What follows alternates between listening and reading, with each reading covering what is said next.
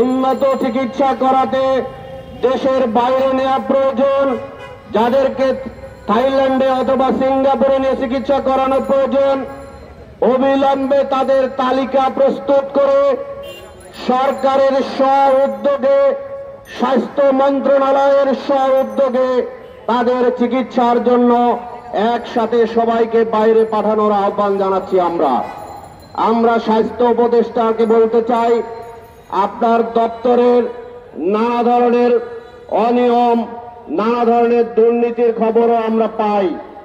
আমরা এই সমস্ত ব্যাপারে ওই ধরনের আওয়ামী লীগের প্রেতাত্মাদের মতো কথা বলতে চাই না। আমরা দেখতে চাই সরকার বাস্তবিক পক্ষেই আন্দোলনে আহত নিহত ভাই বোনদের পরিবারের পাশে দাঁড়িয়েছে। আমরা দেখতে চাই জুলাই বিপ্লব যে চেতনা নিয়ে বাংলাদেশে আবির্ভূত হয়েছিল, জুলাই বিপ্লব মানুষের যে আকাঙ্ক্ষা নিয়ে ঘটেছিল, সেই আকাঙ্ক্ষা বর্তমান সরকার বাস্তবায়ন করবে। আপনারা ইতিমধ্যেই দেখেছেন পলাতক নিষিদ্ধ আওয়ামী লীগ বর্তমানে একটি নিষিদ্ধ ঘোষিত আল কায়দা সংগঠনে পরিণত হয়েছে। তাদের প্রধান এখন আল কায়দার প্রধানের মতো ভিডিও বার্তা, টেলিফোন বার্তা দিয়ে বাংলাদেশে নানা ধরনের ষড়যন্ত্র চালিয়ে যাচ্ছেন। আমরা বলছি স্পষ্ট করে, বাংলাদেশের মানুষ জীবন দিয়ে প্রমাণ করেছে এদেশে কোন স্বৈরাচার প্যাসিবাদকে টিকতে দেয়া হবে না, হবে না, হবে না। বাংলাদেশের মানুষ আহত হয়ে, পঙ্গু হয়ে, রক্ত দিয়ে, ব্যবসা বাণিজ্য হারিয়ে রাস্তায় নেমে তার অধিকার আদায় করার যে সুযোগ, তার অধিকার আদায় করার যে তার চেষ্টা, এটা তারা প্রমাণ করেছে কিভাবে এবার সফল হতে হয়। এখন নিষিদ্ধ ঘোষিত কোন সংগঠন মিছিল মিটিং করার দুঃসাহস দেখালে, ঝটিকা মিছিলের পায়তারা করলে বাংলাদেশের জনগণ এগুলো মেনে নেবে না। আমরা বলতে চাই, আওয়ামী লীগের কোন প্রেতাত্মা বাংলাদেশে হুঙ্কার দেবে, বাংলাদেশের শহীদেরা, বাংলাদেশের আহতরা যারা রক্ত দিয়েছে, তাদের ভাই, তাদের বোন, আমরা যারা আন্দোলনে শরীক ছিলাম, আমরা যারা তাদের সাথে বুক মিলে আন্দোলন করেছে, সেই ষড়যন্ত্রকারীরা আবার বাংলাদেশে হুঙ্কার দিবে, এটা বরদাস্ত করা হবে না। বাংলাদেশের প্রশাসনকে বলতে চাই,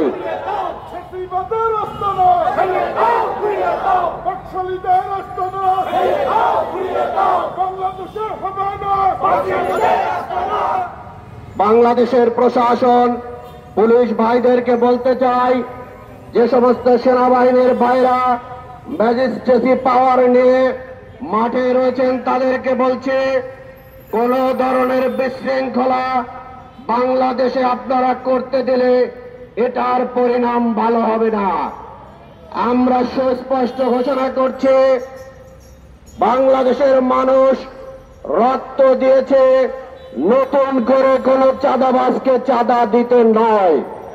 বাংলাদেশের মানুষ রক্ত দিয়েছে তার সম্পদ আবার কোন আওয়ামী ফ্যাসিবাদের মতো অন্যকে এসে দখল করবে সেই জন্য নয়। বাংলাদেশের মানুষ এই জন্য রক্ত দেয়নি হাট ঘাট মাঠ নতুন নতুন নতুন ডাকাতদের হাতে দখল হয়ে যাবে। আমরা যারা প্রশাসনে ভাই বোনেরা আছেন, আপনাদেরকে সুস্পষ্ট আহ্বান জানাচ্ছি, আজকের এই এবি যুব পার্টির প্রোগ্রাম থেকে আমরা বলতে চাই, আপনারা প্রতিটি অপরাধীর বিরুদ্ধে সুস্পষ্ট ব্যবস্থা গ্রহণ করুন। সে যে দলেরই হোক, এটা আপনার দেখার বিষয় নয়। যারা এই অপরাধ সংগঠিত করবে তাদেরকে গ্রেপ্তার করে বিচারের আওতায় আনতে হবে। সে কোন পক্ষের, এগুলো দেখার বিষয় প্রশাসনের নয়।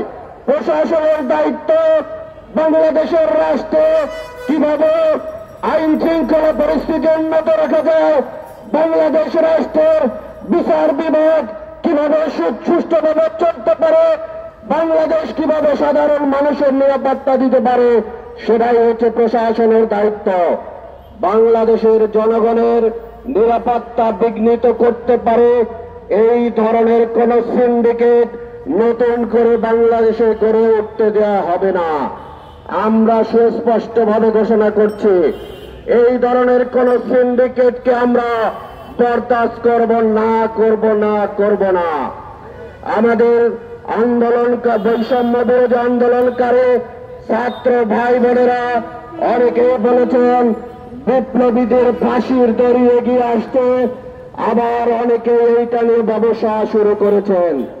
ইতিমধ্যে আমরা দেখেছি বিরোধী দলের অনেক আইনজীবীকে ফ্যাসিবাদের দোষর আকারে হাজির হতে। ইতিমধ্যে আমরা দেখেছি ক্রাইমস ট্রাইব্যুনালে বিভিন্ন আইনজীবী আওয়ামী ফ্যাসিবাদদের মুক্ত করার জন্য মামলা দিচ্ছেন। আমরা তাদেরকে সুস্পষ্টভাবে বলে দিচ্ছি, জনগণের বিরুদ্ধে অবস্থান নেবেন না। আওয়ামী দোষরদের মুক্ত করার জন্য ফ্যাসিবাদী খুবই হাসিনার যারা সাঙ্গপাঙ্গ ট্রাইব্যুনালে গ্রেপ্তার আছে, তাদের মামলা লড়তে গিয়ে নিজেকে জামিনবিহীন মামলার আসামি হিসেবে দাঁড় করাবেন না। বাংলাদেশের মানুষ আপনাদেরকে যদি ফ্যাসিবাদের কাতারে দাঁড় করায়, আপনাদের কিন্তু কোনো জামিন নেয়ার মামলায় জামিন নেয়ার কোনো উকিল থাকবে না। হতে পারেন আপনারা বড় বড় উকিল, আপনারা এই সমস্ত মামলায় জামিন পাবেন না। আমরা কোনো জামিনের ব্যবস্থা হতে দেব না। কোন ফ্যাসিবাদের আশ্রয় প্রশ্রয় বাংলাদেশ রাষ্ট্র হবে না। নতুন করে কোন ফ্যাসিবাদকে আমরা জন্ম নিতে দেব না ইনশাল্লাহ। সবাইকে ধন্যবাদ জানিয়ে, সবাইকে এবি পার্টির পক্ষ থেকে সংগ্রামী সালাম জানিয়ে আমি আমার বক্তব্য শেষ করছি।